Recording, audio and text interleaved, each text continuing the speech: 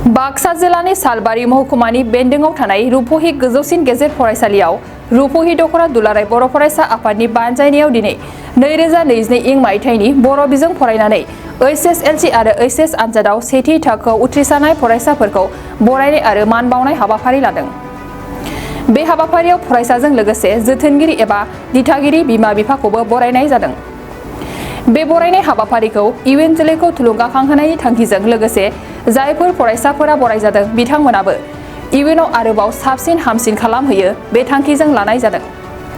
बे बरायनाय आरो मान बावनाय हाबाफारियाव गाहाय आलासि महरै बिनन्द स्वर्गियारि, बाक्सा जिल्ला दुलाराय बर' फरायसा आफादनि लोगो आफादगिरि बासिराम रामसियारि, मानास सेरफां फरायसालिनि गोरायुं जोंस्रां ब्रह्म, बरमाज्रा गोजौ फरायसालिनि गाहाय फोरोंगिरि मथुरा महन नार्जारि, सालबारि हायार सेकेन्डारि फरायसालिनि गोरायुं थपेश्वर बसुमतारी बिथांमोना बाहागो लानानै हाबाफारिखौ जाफुंसार होयो। बेवहाय बे आफादाव बाहागो लानानै थारै आं जोबोद गोजोननाय मोनदों आरो बेबादि जुदि जों हाबाफारिफोरखौ लाबाय थायोबा थारैनो गथ' गथायफोरा मोनसे थुलुंगाखौ मोनगोन आरो बेबादिनो जिउनि बायदिसिना बिदिसो आवगायलांनायनि थुलुंगाखौ लानानै बिसोर आवगायलांगोन आरो गावनि लोगोसे हारिनि मोनसे जौगानायनि बेलायाव बिहोमा होनो हागोन होननानै आं सानो आरो आं बे इयुन जोलै एबा फैबाय थानाय फरायसा फरायसुलिफोरखौ बेखौनो थिनो दे दानि जुगा जिहेतु कम्पिटिटिभबो जाबाय आरो बिनि लोगोसे एक्सपार्टफोरनि जुग स्पेसियलिस्टफोरनि जुग बेखायनो जाय खामानिखौ मावो बा जायखौ सोलोङो बेयाव जुदि गावबा गावखौनो रोंगोसार साफा साफा सुबुं हिसाबै दानो थाखाय नाजानांगोन आरो जि मावो बेखौ जाहाथे मोजाङै मावो बेबायदि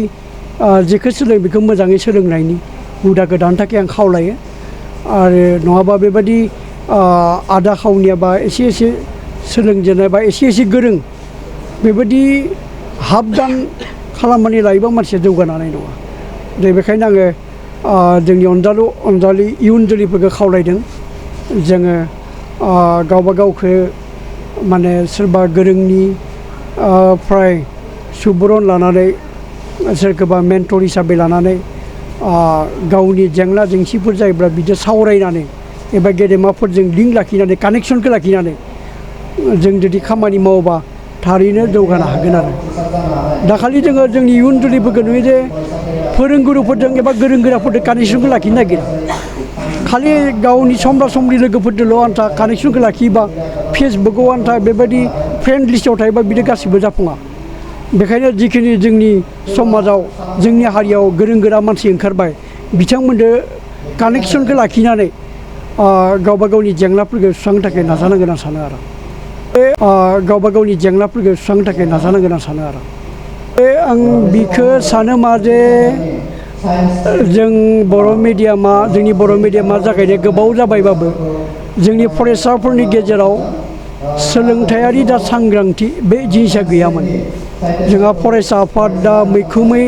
दा सांग्रांथि एवारनेस मेलफोरखौ लादोंमोन आरो बिनि गेजेरजों आरो गुबुन गुबुन आफादफोराबो एसे एनै लादों। दासो जोंनि गेजेराव लासै लासै फरायनांगौ फरायनाया गोनांथि दङ बेबायदि एवारनेसा जोंनियाव दासो लासै लासै फैदों बिमा बिफानियावबो दासो लासै लासै फैदों आरो गथ' गथायफोरावबो दा फैदों। गतिके आं नोङो फिउचाराव इयुनाव हागोन दा जोङो गोसो बायनो दरकार गैया आरो बेबादिनो सानसेब्लाबो जोंनि गथ' गथायफ्रा बे माने आसामनि टप 10आव गोबांनिफ्राय गोबांसिनै माने मासि मोनगोन होननानै आंहा मोनसे मिजिं दङ। दिनैनि जि बरायनाय हाबाफारि बे हाबाफारियाव जोंनि हांख्रायनाय लेखा जोंजों बाहागो लाफैनो हादों। 2019 मायथाइयाव सासे मोजां फोरोंगिरि हिसाबै बान्था मोननाय BTC निफ्राय आरो लोगोसे आसामनि सासे मोजां फोरोंगिरि हिसाबै बान्था मोनदों 2020 मायथाइयाव आरो थिग बिदिनो नेशनेल लेभेलनि एवार्ड 2021 मायथाइयाव सासे मोजां फोरोंगिरि हिसाबै बिथाङा नेशनेल लेभेलनि बान्था एवार्ड मोननो हादों। सार बिथां बिनन्द स्वर्गियारि सार बिथांखौ जोंनि दखरा आफादनि जि हांख्रायनाय लेखा बिथाङा दिनैनि जि बरायनाय हाबाफारि बे हाबाफारियाव बाहागो लाफैदों आरो जोंनि फरायसाफोरखौ मोनसे मोजां थुलुंगानाय एबा थुलुंगानाय बिबुंथिफोर बिथाङा बोसोनफोर जोंनि गेजेराव होलांदों एबा बुंदों दा सारखौ जोङो नायनो जोङो गोजोननाय मोनदों जोंनि हांख्रायनाय लेखा बिथाङा बाहागो लाफैदों दा बेखायनो सारनिसिम जोङो साबायखर जासिदों लोगोसे बाक्सा जिल्ला दुलाराय बर' फरायसा आफादनि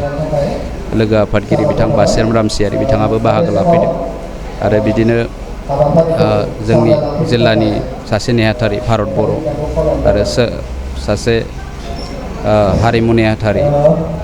आरो लोगोसे सासे गेलेमु नेहाथारि बिथाङाबो बाहागो लाफैदों बिदिनो जोंनि ओनसोलनिफ्राय बे रुपहि बर' थुनलाइ आफादनि आफादगिरि नेहाथारि बिथांमोनाबो बाहागो लाफैदों लोगोसे जोंनि बे ओनसोलनि एबा फरायसालिनि प्रिन्सिपाल बिथांमोनाबो बाहागो लाफैदों आरो लोगोसे जोंनि बे ओनसोलनि मेलेमजिबि बिथांमोनाबो बे हाबाफारियाव बाहागो लाफैदों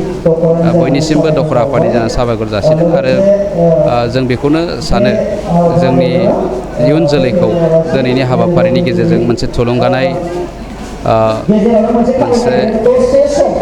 हाबाफारि हिसाबै आरो इयुनाव मोनसे थुलुंगा मोनो जोंनि इयुन जोलैफ्रा जों बेखौनो हास्थायो आरो इयुनावबो बेबायदि हाबाफारिफोरखौ जोंनि दखरा एबसुआ लालांबाय थागोन बेखौनो जों खावलायो सरकारनि सिङाव HSLCआव जोंहा 30 जन सेथि थाखोआव उथ्रिनो हादों एबा फार्स्ट डिभिजन खालामनो हादों आरो लोगोसे HSआव जोंहा 23 जन फरायसुला फरायसुलि बिथांमोना सेथि थाखोआव उथ्रिसारनो हादों दा बिथांमोनखौ जोङो दखरा आफादनि जानानै इनायनो साबायखर जासिदों आरो जों जेबो गेदेर बिथांमोननो जिनिस होनो हायाखैबाबो बा बिथांमोननो जों फरायसुलि बिथांमोना सेथि थाखोआव उथ्रिसारनो हादों दा बिथांमोनखौ जोङो दखरा आफादनि जानानै इनायनो साबायखर जासिदों आरो जों जेबो गेदेर बिथांमोननो जिनिस होनो हायाखैबाबो बा बिथांमोननो जों जेबो रां रुफा होनो हायाखैबाबो बिथांमोननो जोङो आर'नाइ गांसे आरो साइटेसन मोनसे होनानै जों बेखौनो मोनसे मेसेज होनो नागिरदों बिथांमोना जाहाथे इयुनाव मोनसे जोंनि फरायसाफोरनि थाखाय इयुन जोलैनि थाखाय मोनसे थुलुंगाथाव जानानै थाथों जाहाथे बिथांमोना बिथांमोननि जि नाजानायनि जि फिथाइ बेखौ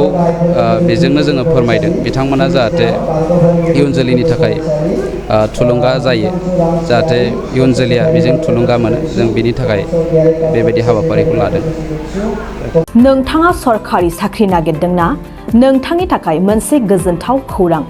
नोंथांनि थाखाय दं एडुकेट पइन्ट जेराव नोंथाङा सोलोंथाइ लानायनि गेजेरजों सरखारि साख्रिनि गुबुन गुबुन रोखोमनि गोब्राब आनजादफोरखौ उथ्रिसारनो हागोन आरो गावनि आथिङाव गसंथानो हागोन बे एडुकेट पइन्टआव नोंथांमोना SCC bank PO bank clerk bank SO UPSC FSC defence railway state insurance AAO ADO एसिस्टेन्टजों लोगोसे स्टेट लेभेल जब आरो माखासे सरखारि साख्रिनि आनजादाव गोनांथि जानाय आयदाफोराव सोलोंथाइ लानो हागोन मख'नो गोनांदि बे सोलोंसालियाव साख्रिनिल' नङा बेयाव MBA आरो सैनिक स्कुल बायदियाव एडमिशननि थाखाय एन्ट्रेन्स होनो थाखायबो सोलोंथाइ लानो हागोन बे सोलोंसालियाव गाहाम थाखो खथानि सुबिदा दं आरो सम मथे नोंथांनि सोलोंथाइखौ बे सोलोंसालियाव होनाय जागोन बेखौबो मिथिनांगोन दि बे एडुकेट पइन्टआव सोलोंथाइ लानानै बावैसो 2021-22 इं मायथाइनि SSC GDनि आनजादाव गासै 11 सा सोलोंसाफोरा उथ्रिसारनो हादों बारा नङा गासै 15,000 रांजोंनो नोंथाङा बे सोलोंसालियाव 6 दानसिम सोलोंथाइखौ लानो हागोन बे सोलोंसालिया क'क्राझार बरपेटा रड गवालपारा आरो बङाइगावआवबो दं क'क्राझाराव सोलोंथाइ लानो गोसो गुदुं जानाय सुबुंफोरा 70020261133 9101536360 70020261133 9101536360